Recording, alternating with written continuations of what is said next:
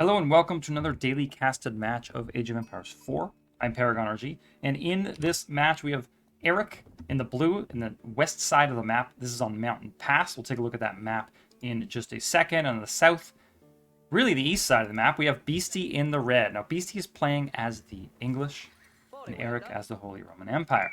Erik is a player people hadn't really heard of, and then he busted into the quarterfinals of the Winter Championship just last weekend and made it all the way to, the quarters, and got demoed by Hera 2-0. But, spoiler, Hera did end up winning that tournament. So Erik is not to be underestimated here. Now, this map on Mountain Pass, taking another quick look here, we see there are almost no... I guess you can walk through both of these sides. I guess you can. So we'll have to see how this affects things. Erik playing as the HRE. HRE can be more defensive simply because they tend to want to get to the Castle Age to get that Regnitz Cathedral out, get the relics, and so on. But keep in mind, look at where the relics are on this map. 4 of them are on Beasty's side. So if Erik wants to win this match, he is probably going to have to be aggressive. At least aggressive in the Feudal Age and not let Beasty completely wall this thing off, take all the relics for himself, and so on. Another possibility is if Erik manages to achieve some kind of fast Imperial Age, he can get the Palace of Swabia out, whereupon there will be so many villagers that Beasty will just be behind economically. So Erik does have options here. You can imagine a case where he walls these off, or let's say Beasty walls it off, and Erik is okay. So enough speculating for now. Let's take a look at what the players are up to. Beasty, playing it pretty simply here, only adding the lumber camp now. Looks like he's rushing for that Castle Age. Oh, sorry, the Feudal Age as soon as he can. 3 villagers on gold, 2 more drops each, and he'll have the gold he needs. 7 villagers on food here. Looks pretty straightforward out of him. Yeah, just confirming that. On the other side, Erik has been micromanaging this prelate back and forth. He's trying to boost the gold income there, so we see he is now ready to go up to the Feudal Age. You say, interesting. I expected the Aachen Chapel to go here. So the fact that he put it here indicates he wants stone, right? It has to indicate that. So I expect to see some villagers on stone, and we will see the we'll see a second town center, I guess, or maybe you could imagine some kind of early castle. Adds a lumber camp here, which makes sense. You want that to be close to the Aachen Chapel. Beasty does have 2 scouts running out and about on the map. I think they both have 2 scouts. Erik has a prelate, which counts as a military unit. Yeah, there's his 2 scouts here. So not too many sheep for Erik. Remains to be seen whether that will be an issue or not. Standard council hall going down from Beasty toward the front of his base. I swear this music sounds like Halo. I can't shake it. There's a sort of dirge aspect to it, which really reminds me of the good old days playing Halo 1 on the Xbox. I am that old. So pretty straightforward here. We'll have to see what happens after the Aachen Chapel goes up. I'm assuming some kind of mining camp. Prelate boosting lumber. If we see his wood count go up to more than a couple of hundred, I would expect that definitely tells us it is a fast second town center coming out from him.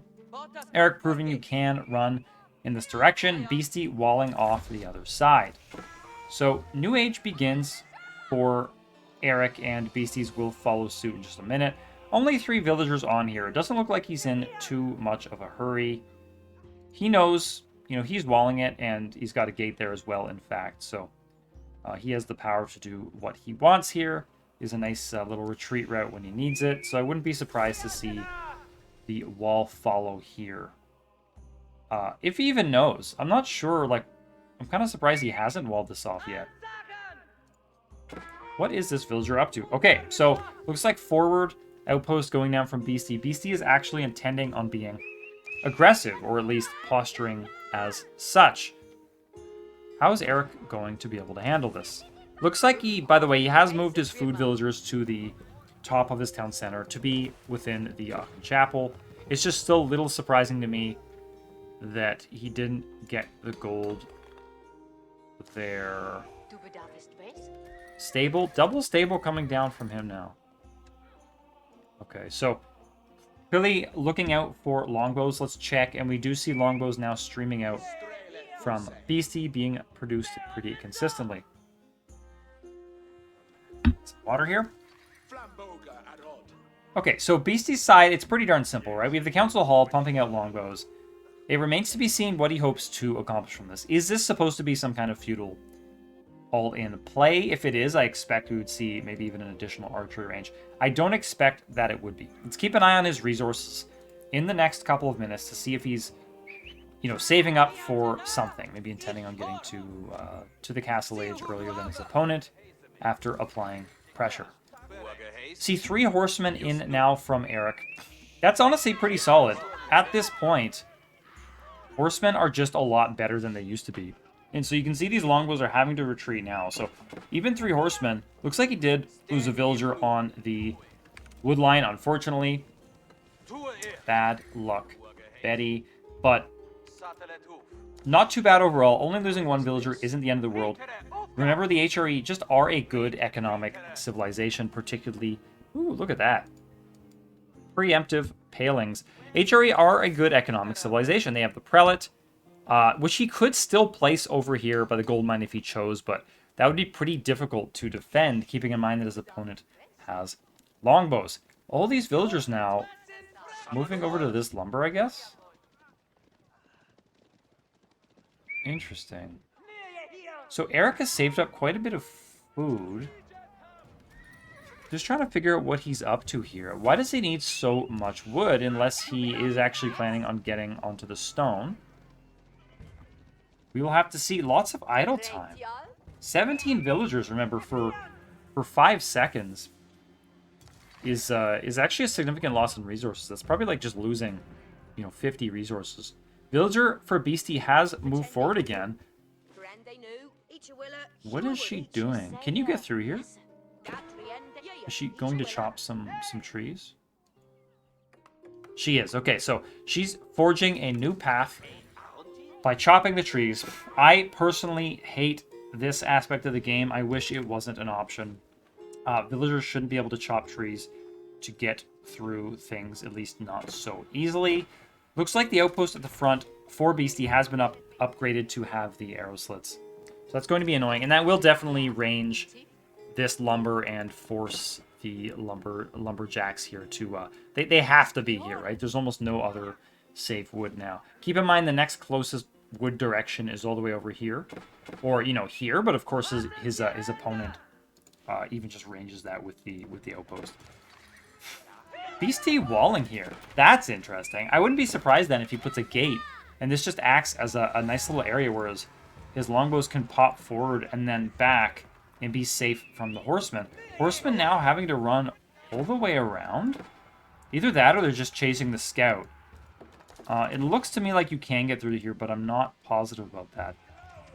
I am not convinced about the whole army leaving there. Archery range is out for Erik, and he has already produced 6 archers out of it. Double stable still there, of course, but only producing scouts out of 1 of them right now. Actually, 2 archery ranges. So definitely keen on going the archer route. What is Beasty up to behind this? He's got the mill. 2 villagers on stone now as well. So do we expect a second town center out of him? And in the meantime, spearmen coming out as well. Interesting. Okay, so outpost forward here, trying to guard that with his longbows, but keep in mind, Erik hadn't shown these archers until just now, so that's a really, really nice play from him. That really delays his opponent in getting that tower up. He'll have to send a villager all the way forward again. Horsemen taking down this tower, and with their extra range armor, they won't lose nearly as many as they would have pre-patch, so that's a really nice play here from Erik. Now trying to chase down these longbows, but of course, remember, this is not a dead end for them. They can pop through that gate, so That will not be particularly profitable for Erik to do just yet. Scouts definitely helping to tank shots and add some torches for burning down the outposts of his opponent. So nice little bust out here from Erik. Does need to be careful because he will definitely lose troops to these longbows. I mean, he's lost... Yeah, they are going down. He's losing his cavalry numbers in a big way here. In fact, horsemen running into the spearmen of his opponent. Not ideal at all. I think Erik is in trouble here. To be honest, I thought he was okay until the last couple of minutes. He lost enough troops in this area that I think he's behind militarily. Let's take a quick look at that. So 28 economy and 17 military for him versus 36 and 24. Ooh, that is not looking good at all. So he must have lost more villagers than I thought. Either that or his town center has been idle too often. And we can actually see it being idle now. And folks, even a few seconds every time you queue up a villager counts, right? And we know he lost at least one villager on the front line. Probably more. He's probably going to lose more now, in fact. Yeah. There goes another one. Not looking good at all for Erik. So he has to find a way to clear up what's on the front line here. And what is Beasty up to? He gathered stone. I guess that stone was entirely for towers and their upgrades. So Beasty's still sitting at 135 stone in the bank. Nice little archer push. Kills the scout. That scout being extremely annoying. Spotting for the longbows, allowing them to snipe the villagers at the wood line here. We can see that Erik actually set up a lumber camp over here. Wouldn't be a bad play to move a prelate over. Actually, looks like that is what he's doing. So prelate coming over to inspire these villagers to work their best days at the old lumber camp. Cavalry continuing to mass, but it actually looks like they are primarily scouts, and Erik is house blocked. Not looking so good. If he can't clear this up in the next little bit, he will be in big, big trouble.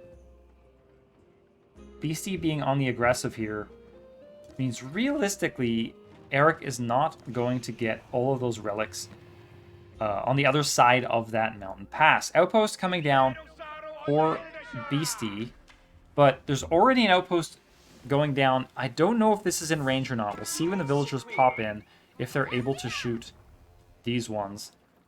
Looks like a second battering ram being produced by Beasty. Beasty opening fire on those scouts. One goes down, but keep in mind they are largely intended to act as meat shields. So they're still doing their job in this scenario. And unfortunately, the outpost from Beasty is able to be created. So you see the network of castles is enabled here. And he will try to take down the outpost of his opponent with that battering ram. Battering ram still in the front lines, chipping away at the primary town center of his opponent. Don't know if I like that play from Beasty, but it's clearly distracting all of these scouts. So that ram goes down. That is a significant loss. That's 300 wood invested. Ooh, and look at this. Emergency repairs, which I constantly forget about from the HRE. Being useful here to keep that tower up. Scouts now running in. Folks, it is do or die. It is now or never for Erik. I don't think he has enough archers. He's trying to take out the spearmen of his opponent, but these spearmen are absolutely plowing through the scouts of his opponent.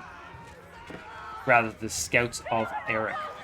So Beasty totally cleaning up Erik's force here. This is not looking good. And in fact, Erik does choose to call it. Beasty with the English beating Erik with the HRE on Mountain Pass. Folks, this has been Paragon RG. If you enjoyed this one, stay tuned for more. Subscribe for more videos, and I will catch you next time.